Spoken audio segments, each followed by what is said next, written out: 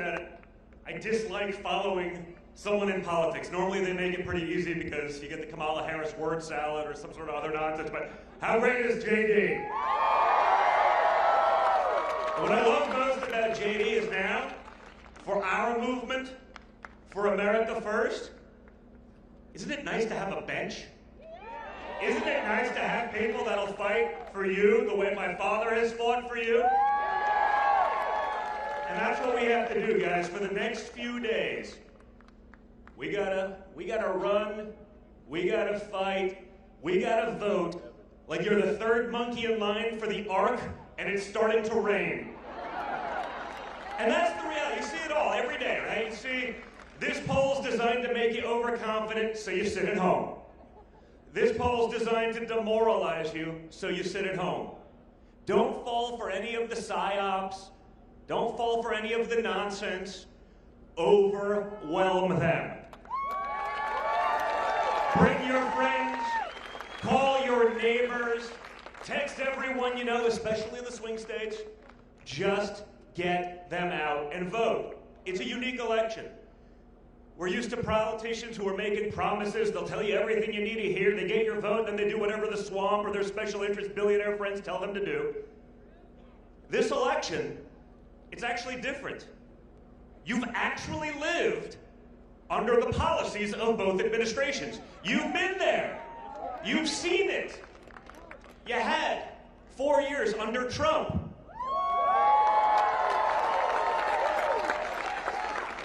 And you've had 4 years under Biden and Harris.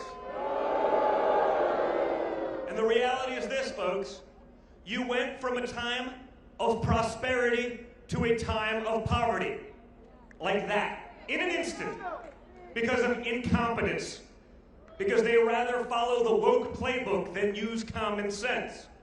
We went from a time of peace to a time of war. There's a reason that the Democrats are embracing Dick and Liz Cheney. They're going to send your kids to war. We're going to be at World War III. No one can tell us why we'd even be there, but we'll be there because a couple of guys in Washington, D.C. are going to get rich because of it. We know nothing's going to change because Kamala Harris told us she wouldn't do anything differently. She's said that 7 or 8 times now. And you would think, you know, after the first time, you'd think maybe, I don't know, just maybe, after even the liberal press destroys you, you'd think when you're asked the question the 2nd, 3rd, 4th, 5th, and 6th time what you'd do differently, you'd think you'd be smart enough to come up with like an answer. But she's not. That's why I love this. I love this podium. I love that JD speaks. Notice how there's not a teleprompter here?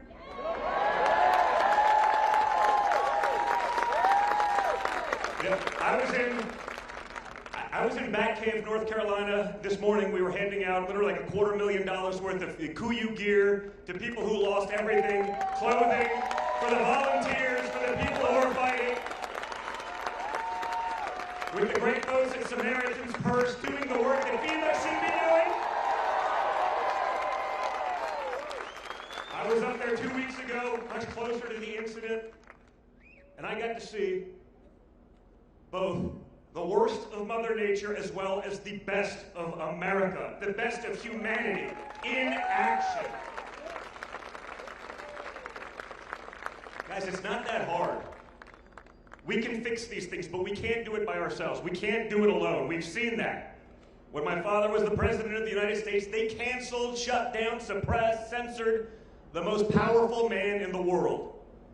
They then tried to impeach him twice. They tried to jail him. They tried to take away his businesses. They want to put him away for 750 years. Seems like a long time for like creating jobs, low interest rates, a solid economy, like peace deals in the Middle East. I know that goes against everything Washington stands for, but it seems rather extreme. And I understand my dad is a young and vibrant man, but 750 years seems like a very long time, even for him. So guys, it's in your hands at this point, okay? One guy can't do it by himself, but with an army of you, putting in every effort imaginable for the next few days, we can win. It's not a fair fight. We don't pretend it is. You see the press today, right? My father says, it's strange. If Liz Cheney wants to be in all of these wars, she should pick up arms. But it seems like the people that get us in the wars never seem to be the people fighting them. The media says, Donald Trump thinks that Liz Cheney should be shot. But that's what we're dealing with, right? They have nothing else. They can't run on their accomplishments because they have none.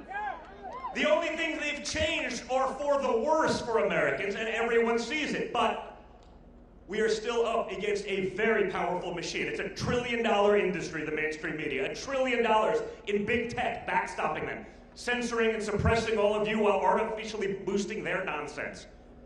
But again, if we all get together, we all put in that effort, we all put in that time, we can and we will fix our country. We will make it great again. So I'm going to give the mic back to J.D. I was running around a little late. I apologize, J.D. I was a little late, but I think we're doing some good for North Carolina. You guys are the best. That energy, that will, that fight, that will is the exact same thing like we saw with my father when he got up on July 13th after getting shot in the face. Bring that for the next 4 days, because that is America.